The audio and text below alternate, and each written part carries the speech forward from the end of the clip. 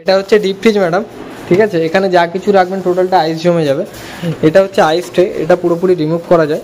এটার মধ্যে আপনি জল দিলেন, আইস জমে গেল, ডান দিকে টুইস্ট করলে আইস কিউবগুলো এটার মধ্যে পড়ে যাবে, ঠিক আছে। এটাও পুরোপুরি রিমুভ করা যায়। নমস্কার বন্ধুরা, আজকে ফের একটা নতুন ভিডিও নিয়ে এসেছি আপনাদের সামনে। এলজি ডবল ডোর ফ্রিজের ফুল ডেমনস্ট্রেশন ভিডিওটি প্রথম থেকে লাস্ট পর্যন্ত দেখুন। ভিডিওর শেষে আমি কিছু হিডেন টিক্স বলবো, যেটা আপনাদের ইলেকট্রিক বিল কম আসবে, ফ্রিজে কিভাবে ইউজ করলে ফ্রিজটা লংজিভিটি বাড়বে সেই সম্বন্ধেও জানতে পারবেন। ভিডিওটা লাস্ট। এটা হচ্ছে ডিপ ফ্রিজ ম্যাডাম, ঠিক আছে। এখানে যা কিছু রাখবেন টোটালটা আইস জমে যাবে। এটা হচ্ছে আইস ট্রে, এটা পুরোপুরি রিমুভ করা যায়। এটার মধ্যে আপনি জল দিলেন, আইস জমে গেল, ডান দিকে টুইস্ট করলে আইস কিউবগুলো এটার মধ্যে পড়ে যাবে, ঠিক আছে। এটাও পুরোপুরি রিমুভ করা যায়। এই র্যাকটাও যদি রিমুভ করতে চান, এই পিছন দিক থেকে একটু উঁচু করে বাইরের দিকে টানলে এটা ওপেন হয়ে যাবে, ঠিক আছে। এটা ফের আপনি সমানভাবে বসিয়ে দিতে পারেন। এটা আপনি ডান দিক বাঁ দিক আপনার ইচ্ছা মতো আপনি শিফট করতে পারেন, ঠিক আছে। এটা হচ্ছে আপনার ফ্রিজ কম্পার্টমেন্ট, ঠিক আছে। এবার টেম্পারেচারটা কীভাবে কন্ট্রোল করবেন একবার দেখে নিন। ফ্রিজার মানে হচ্ছে ম্যাডাম ডিপ ফ্রিজটাকে বলা হচ্ছে, মানে উপরে ডিপ ফ্রিজটাকে বলা হচ্ছে। এটা হচ্ছে কোল্ড হচ্ছে মানে সব থেকে কম ঠান্ডা, কোল্ডেস্ট মানে সব থেকে ম্যাক্সিমাম বেশি ঠান্ডা, ঠিক আছে। এবার দেখুন একটা লাইট জ্বলছে, এটা দেখতে পাচ্ছেন। এবারে আপনি টেম্পারেচার চেঞ্জ করতে চাইলে এই ওয়েদারে আপনার মিডিলে রাখলে এনাফ, মানে অল ওয়েদারে আপনি মিডিলেই রাখতে পারেন, চেঞ্জ করার দরকার হবে না। আপনি যদি এর পরেও মনে হয় ডিপ ফ্রিজে আপনার ঠান্ডা কম হচ্ছে, আরও ঠান্ডাটা বেশি দরকার, তাহলে ফ্রিজার বাটনটা একবার প্রেস করবেন, করলে দেখুন লাইটটা সরে গেল। মানে কোল্ডেস্টের দিকে যত নিয়ে যাবেন তত বেশি ঠান্ডা হতে শুরু করবে। এইভাবে প্রেস করলে এইভাবে ফের মিনিমামে চলে আসবে, ঠিক আছে। লাইটটা দেখুন রোটেট হতে থাকছে।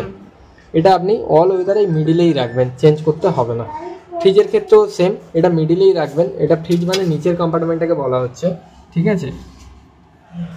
এটা আপনি টেম্পারেচারটা মিডিলে রয়েছে, আপনি যদি নিচে মনে হয় আপনার ঠান্ডা আরও বেশি দরকার, তাহলে আরেকবার প্রেস করবেন, লাইটটা সরে যাবে, মানে আরও বেশি ঠান্ডা হতে শুরু করবে। মানে কোল্ডেস্টটা হচ্ছে ম্যাক্সিমাম ঠান্ডা, কোল্ড হচ্ছে মিনিমাম ঠান্ডা, ঠিক আছে। এবার কনভার্টেবল কথাটার অর্থটা কি বুঝে নিন একটু। কনভার্টেবল মানে হচ্ছে আপনি ধরো ওপরে ডিপ ফ্রিজটাকে আপনি নর্মাল ফ্রিজ হিসাবে ইউজ করতে চাইছেন, ওপরে ধরো আপনার আইসের প্রয়োজন নেই, সেক্ষেত্রে কী করবেন, নিচে যে টেম্পারেচার সেট করা থাকবে সেই টেম্পারেচার অটোমেটিক চলে আসবে। আপনি ফ্রিজার বাটনটাকে যদি প্রেস করে 3 সেকেন্ড হোল্ড করেন, হোল্ড করলেন, এখানে দেখুন কনভার্টেবলের পাশে একটা লাইট জ্বলে উঠলো, ঠিক আছে। কনভার্টেবল হয়ে গেল। এখন দেখুন কনভার্টেবলের পাশে একটা লাইট এসে গেছে, মানে এটা কনভার্ট হয়ে গেছে। এই ক্ষেত্রে কিন্তু আর কোনো আইস পাবেন না, ওপরে ডিপ ফ্রিজার আইসই জমবে না। নর্মাল কন্ডিশনে করতে চাইলে এটা প্রেস করে ফের 3 সেকেন্ড হোল্ড করতে হবে, সেটা নর্মাল কন্ডিশনে চলে আসবে। এখন যেমন আইস জমতো তেমনই আইস হবে। নিচেরটা হচ্ছে এক্সপ্রেস ফ্রিজ রয়েছে। এক্সপ্রেস ফ্রিজ বলতে আপনার কি হবে, 21 ঘন্টার জন্য নিচের কম্পার্টমেন্টে ফাস্ট কুল করতে চাইলে সেটা করতে পারেন। ফ্রিজ বাটনটাকে প্রেস করে 3 সেকেন্ড হোল্ড করতে হবে, হোল্ড করলে এখানে দেখুন এক্সপ্রেস ফ্রিজটা অ্যাক্টিভ হয়ে গেল, মানে নিচের কম্পার্টমেন্টটা 21 ঘন্টার জন্য ফাস্ট কুল হতে শুরু করবে। ফের নর্মাল কন্ডিশন করতে চাইলে প্রেস করে ফের 3 সেকেন্ড ধরে রাখতে হবে, ঠিক আছে। এখানে লেখাও আছে দেখুন, এই স্টার সিম্বল করে দুটো লেখাই রয়েছে, এক্সপ্রেস ফ্রিজ আর কনভার্টেবল বলে, দেখতে পাচ্ছেন। এখানে লেখা রয়েছে দেখুন স্টার সিম্বলটাতে হোল্ড 3 সেকেন্ড, মানে স্টার সিম্বলটা অ্যাক্টিভ করতে গেলে আপনাকে প্রেস করে 3 সেকেন্ডের জন্য ধরে রাখতে হবে। এই র্যাকগুলো আপনি রিমুভ করতে চাইলে পিছন দিক থেকে উঁচু করে বাইরের দিকে টানলে এটা ওপেন হয়ে যাবে।